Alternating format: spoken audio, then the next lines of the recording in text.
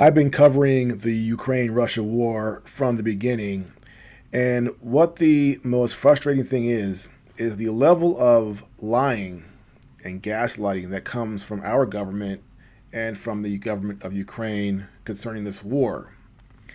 Anything you say that goes contrary to our narrative, to the Western establishment narrative, is called Russian propaganda.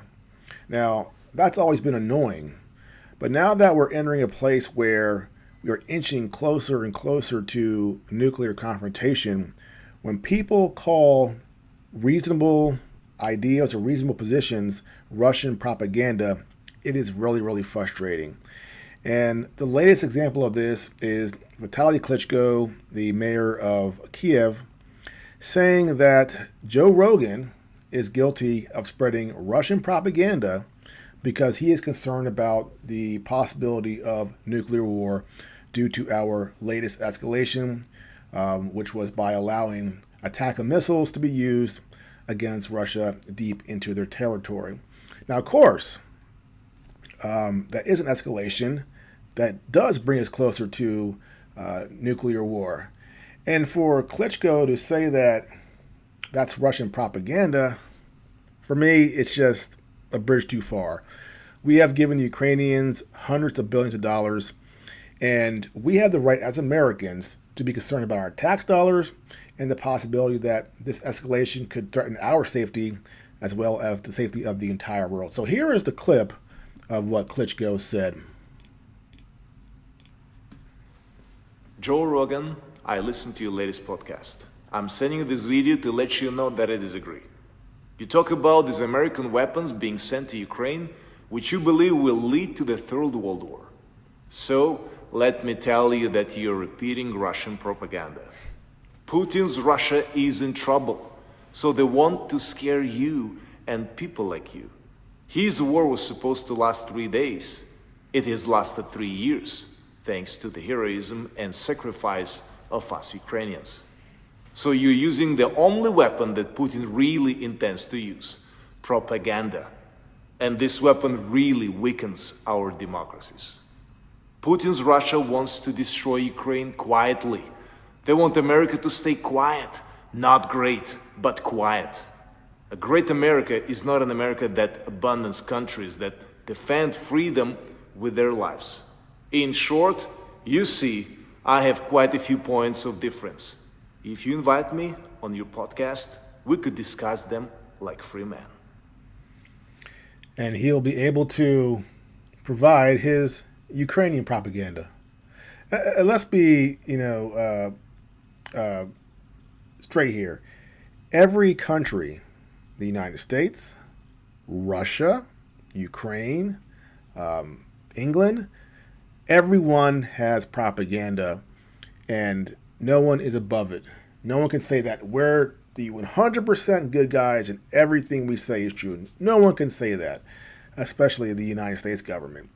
And one thing I've noticed coming out of Ukraine, if you read their papers there, the Ukraine Defense Ministry, I mean, so much of it is just insanely, obviously, propaganda from Ukraine, talking about the Russian casualties, for example. According to the Defense Ministry of Ukraine, there's been 1 million Russian casualties, and the Russian army is ready to collapse any day. Of course, there's no evidence to back this up. And when they say this, what's crazy is that Western media outlets will actually repeat it as if it is true. And it's preposterous. So the level of propaganda flying around is insane, and it's coming from everywhere. And ironically enough, the country that is pushing out the least amount of propaganda, although they still do, happens to be Russia.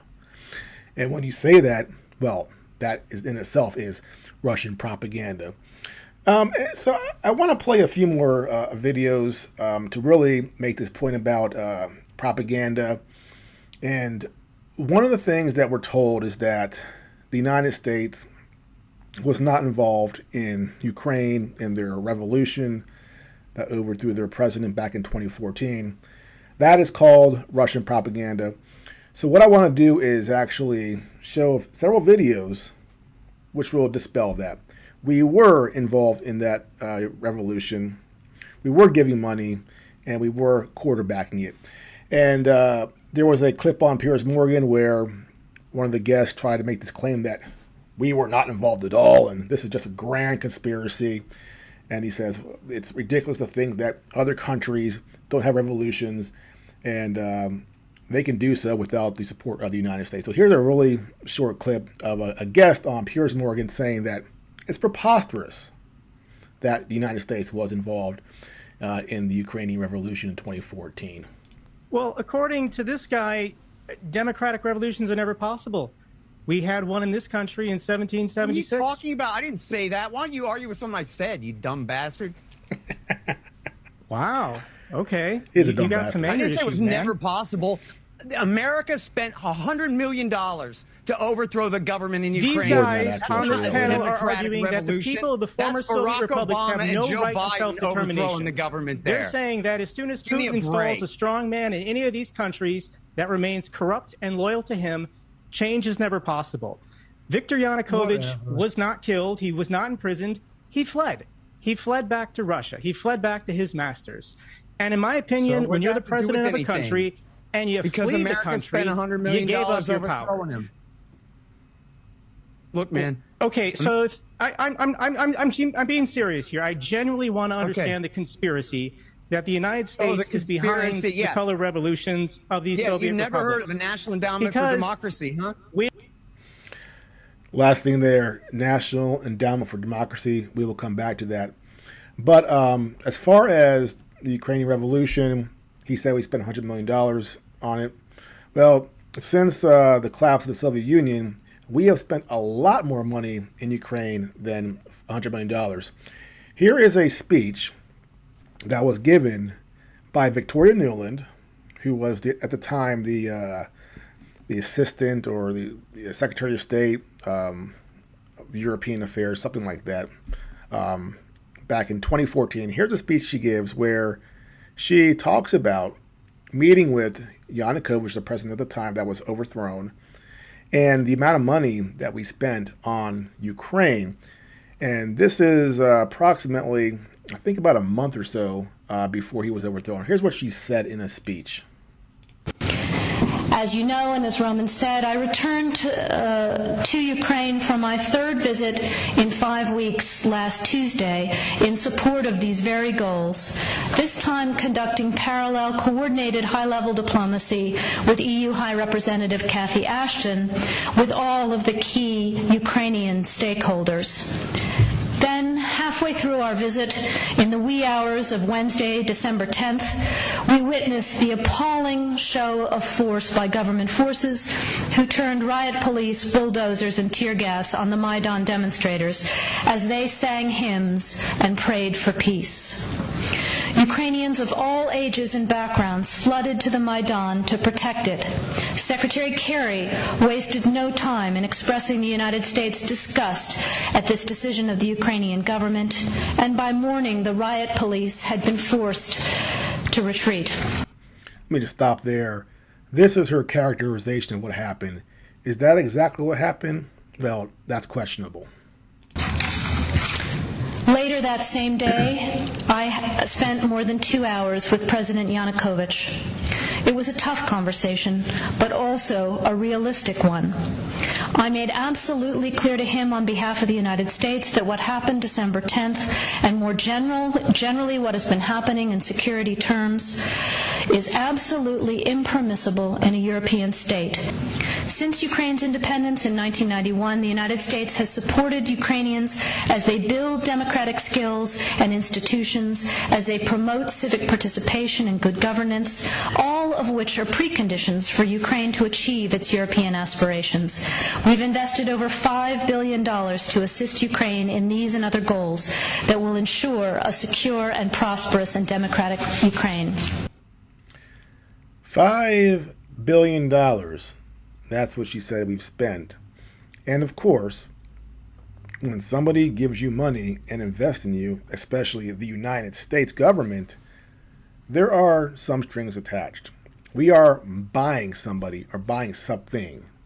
We do not give money away for free.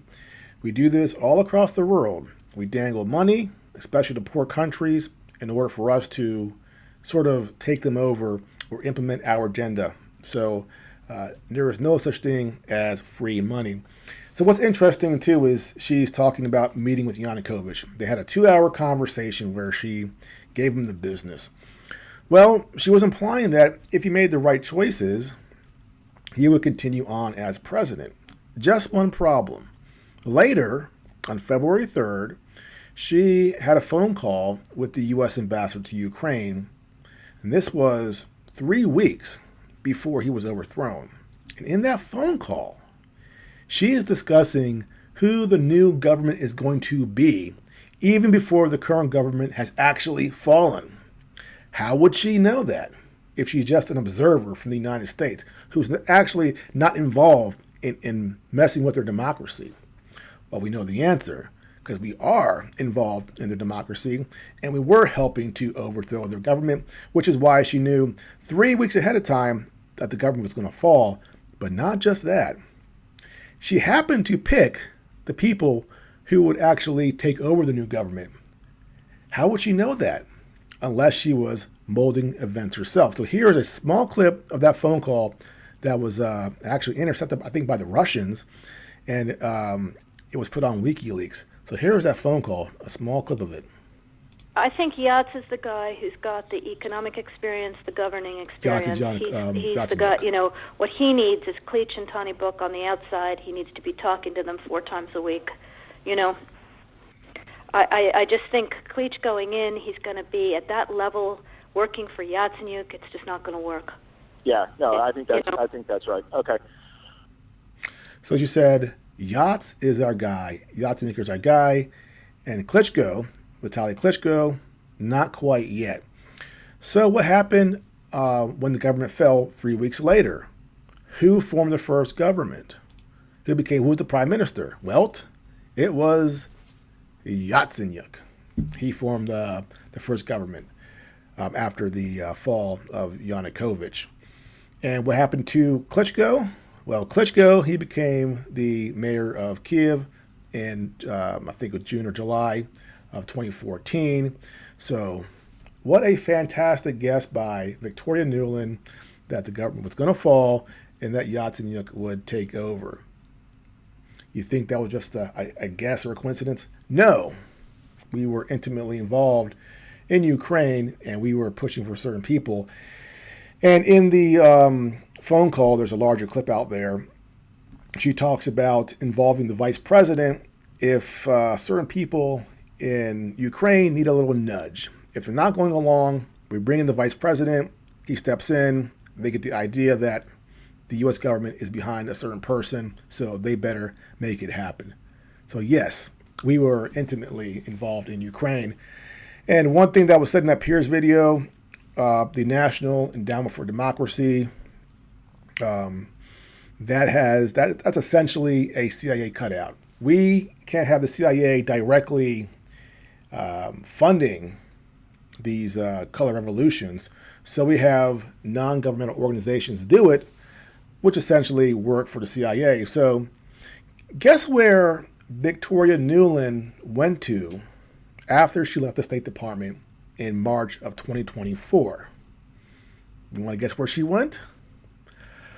Oh, big surprise. She became one of the board of directors at the National Endowment for Democracy. Shocker. So, yes, the NED is a cutout for the CIA, and that is the vehicle they use to fund their color revolution. So Victoria Nuland is at the center of so many of these things. And one of the reasons why she left the State Department in 2024, this is speculation, she was going out in front of the cameras and just saying a little too much. Even for the Secretary of State, Anthony Blinken, she just kept running her mouth and talking about what we're going to do to the Russians. And this is what she said in, I think, February of 2024. She's not a nice lady. Listen to this. And as I said in Kyiv 3 weeks ago, this supplemental funding will ensure Putin faces some nasty surprises on the battlefield. So you have a State Department official talking about nasty surprises on the battlefield. And she, again, had a history of making statements like this, tipping our hand.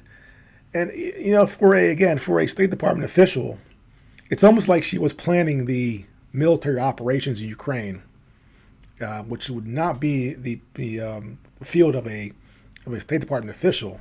So she kept on saying too much, and probably because she is also working with the Central Intelligence Agency, and she left the State Department to go to the NED to continue her work at the NED, or, you know, working with the CIA. That's my guess. And speaking about Ukraine and lies and gaslighting, there are so many things that the media has lied about. And one of those things is biolabs.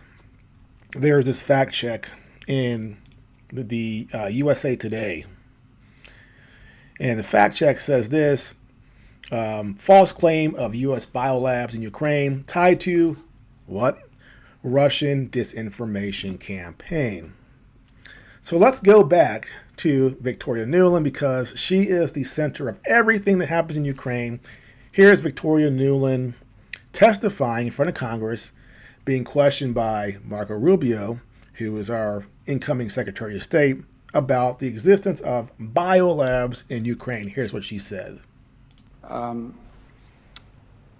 Does Ukraine have chemical or biological weapons?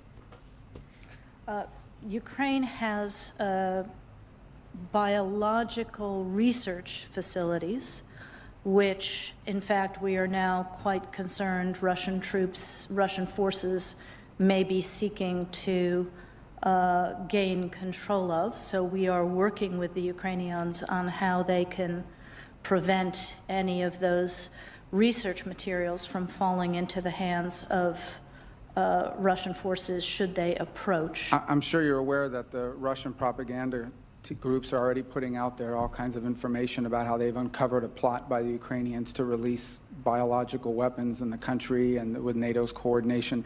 If there's a biological or chemical weapon incident or attack inside of Ukraine, is there any doubt in your mind that 100% it would be the Russians that would be behind it?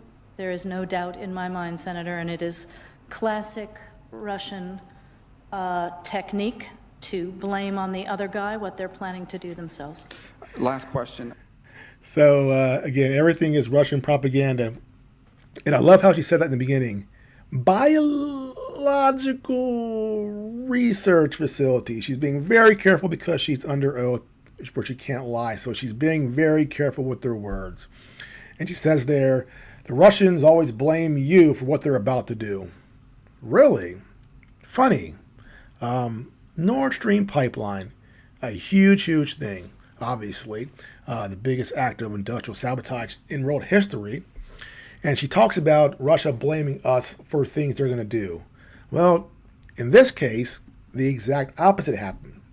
We blamed them for what we did.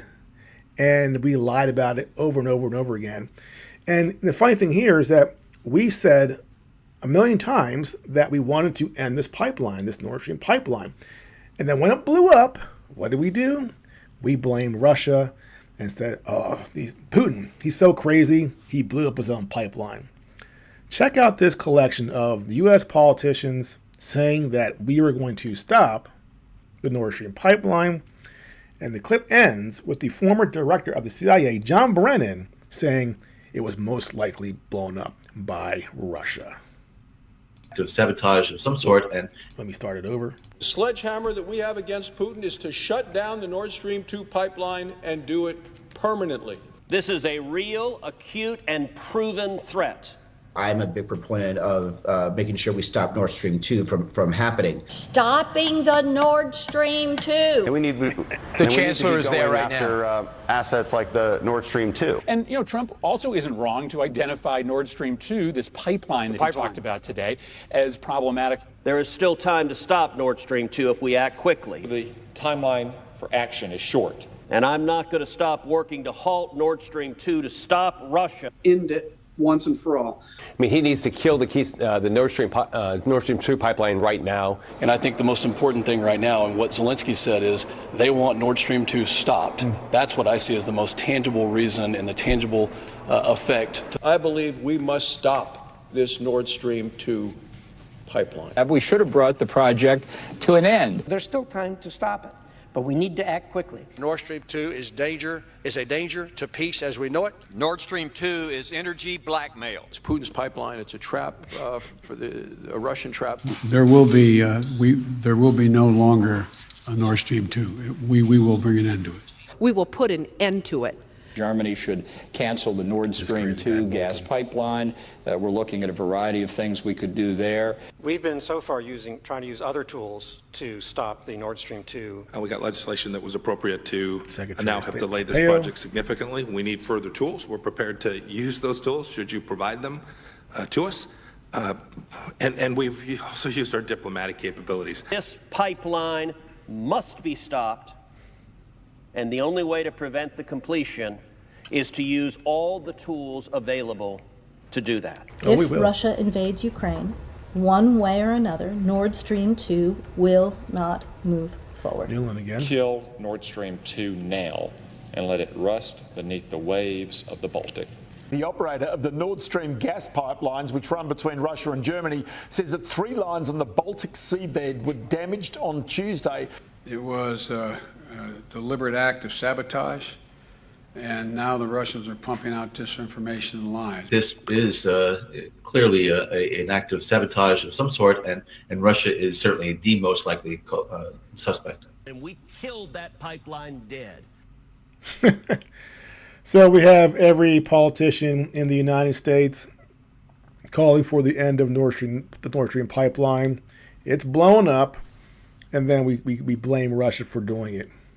I mean, how do people in this country believe anything the U.S. government says? It's just so preposterous, so in your face. And when people come out and call everything, that Russia says propaganda, or call people like Tulsi Gabbard, propagandists for Russia, you scratch your head and go, who believes them? There's so many lies, provable lies that we tell, and it's so frustrating. And of course, the Nord Stream pipeline, we're now blaming it on Ukraine. We're pretending that the Ukrainians rented a yacht and used this yacht to go out there, dive down, and blow up the pipeline. Of course, the operation to do that, the amount of explosives you need, you couldn't do it from a yacht. It's preposterous. But we need some sort of cover story to pretend like it wasn't the U.S. Navy in conjunction with the CIA, and perhaps working with some Ukrainians, so we can give some plausibility to say that, it wasn't us, it was them. We just assisted them, kind of like with our ATACMS. We're not blowing up Russia. We're giving these weapons to Ukraine, or Ukraine's doing it. So maybe the U.S. Navy prepares to bomb, it goes down there, and then they have a Ukrainian person press the trigger to blow it up. So we could probably say, we didn't do it. It was the Ukrainians. Of course, it's just all just nonsense. It was our operation, whether or not the Ukrainians were involved. So one lie after another from the United States, yet we call everything Russian propaganda. It's a joke. And as far as in one piece of one thing we say that is that the war was unprovoked. You hear that all the time. I've done videos in the past about all the things we did to provoke Russia to invade. And the last one of the things that we finally admitted, I think we admitted this fairly recently, was the existence of CIA spy bases on the Russian-Ukraine border. According to the New York Times, there are 12 CIA spy bases on the Ukraine-Russian border. And we're monitoring Russia, listening to their communications, working with the Ukrainian intelligence. And, you point out, and this is obvious, what would happen if China helped to overthrow the Mexican government, gave the Mexican government weapons, and then put Chinese communist spy bases all across the Texas-U.S. border? What would the United States do? I think the answer is pretty obvious. Something very similar to what Russia is doing right now with Ukraine. We would never tolerate Russia or China operating in our sphere in North America.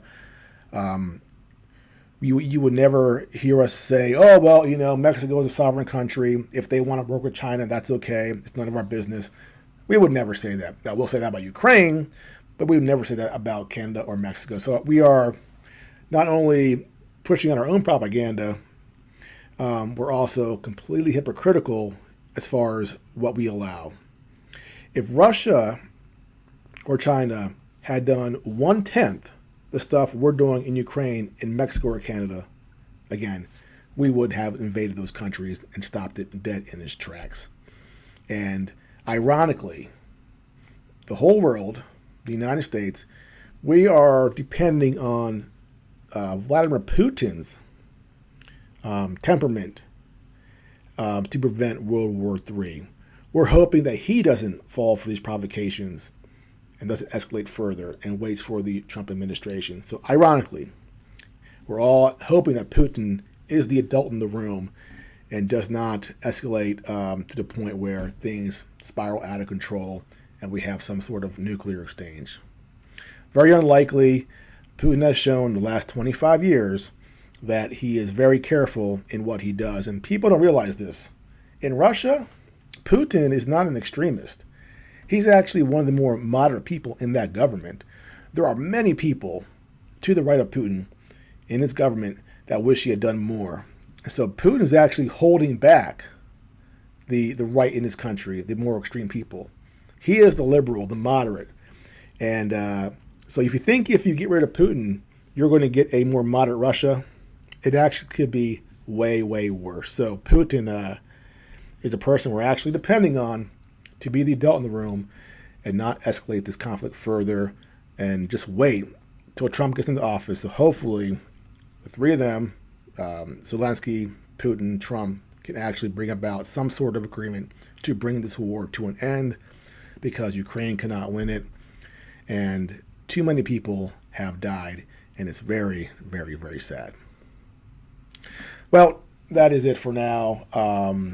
If you are new to my channel, please like and subscribe, and I'll see you next time.